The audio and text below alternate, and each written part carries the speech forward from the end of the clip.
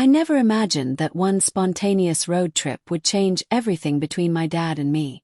My name is Emily Carter, and if you'd told me a year ago that I'd end up learning the biggest secret of my family on a quiet mountain road in Oregon, I would have laughed.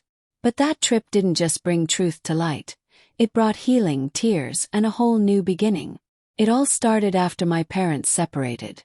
My mom moved in with her sister in Seattle, and Dad stayed behind in our family home in Portland.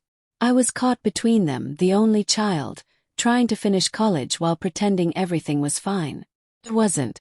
My dad had grown quiet and withdrawn, and I was angry, confused, and desperate for answers.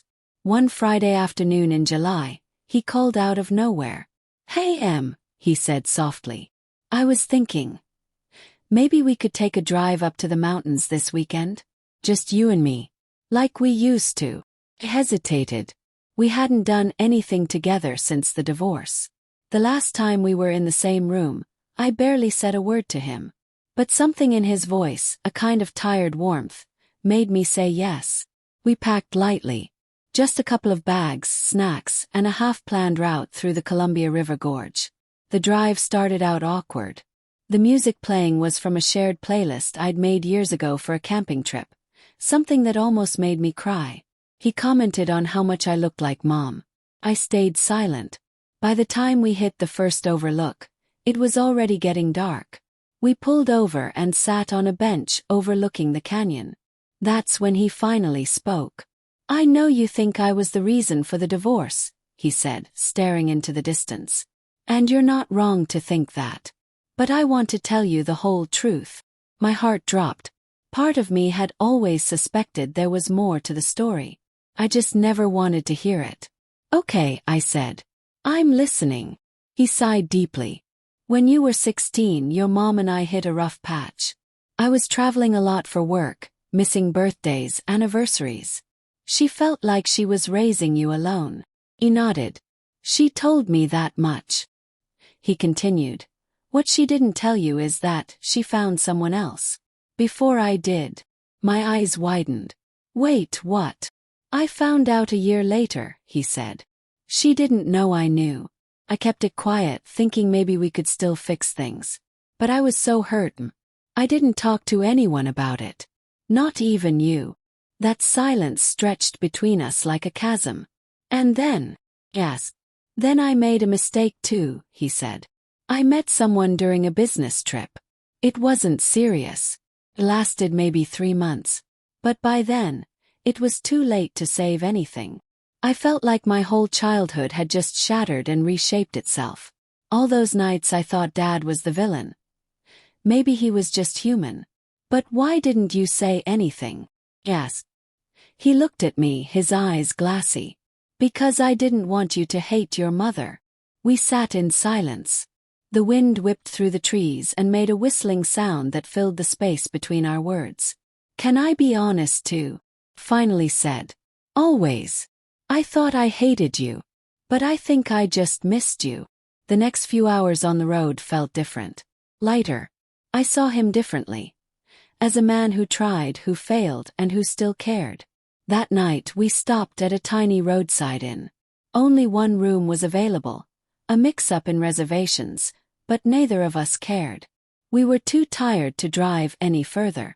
The room had 2 beds, a fireplace, and a small wooden table with 2 mismatched chairs. As we unpacked, he handed me a photograph I hadn't seen in years. It was me at age 7, holding a fishing pole, sitting on Dad's shoulders near the lake. "You always said that was the best day of your life," he said. Smiled. "It still might be." Later that evening we sat by the fire drinking hot cocoa and just talking. We talked about college, about his new job, about how weirdly quiet the house was without Mom's singing echoing in the hallway. Then came the moment I didn't expect. "I almost didn't invite you on this trip," he said quietly. "Why?" "Because I thought you hated me too much to come."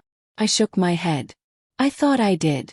But maybe I just needed you to show me you're still here." He didn't say anything, just nodded, eyes misty. That night we slept without speaking another word. But I woke up in the middle of the night to see him still awake, staring at the ceiling. "You okay?" I whispered. "Yeah, just grateful." The next day, we hit the road again, winding through the tall pine forests of Mount Hood. We stopped for lunch at a small diner where the waitress called him Honey and offered us pie on the house. We laughed about it all the way back to the car. But what came next wasn't funny. It was something that shook me. On the final stretch back home, we drove past a town I didn't recognize. "That's where she lives," he said suddenly. "Who?" "The woman. From back then." I blinked. "You're still in contact with her?" "No," he said quickly. "I haven't spoken to her in years. I still remember how lost I was. And how she helped me feel seen." I didn't know what to say. But then I realized he wasn't defending his mistake.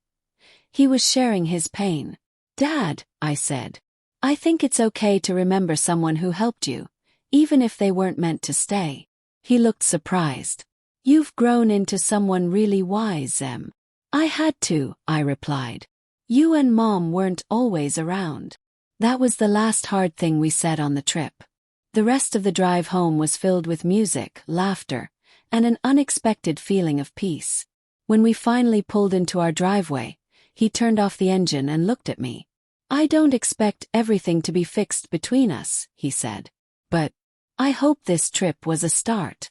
I looked at the house, at the porch where I used to play with my dog, and then back at him. "It was more than that," I said. "It was a reset." That evening I stayed for dinner. He made his famous grilled cheese sandwiches, and we sat at the kitchen counter like we used to, talking about nothing and everything. In the weeks that followed, we kept in touch more. He came to visit me on campus. Called him after exams. And slowly, we rebuilt something I thought we had lost forever. I later told Mom about the trip.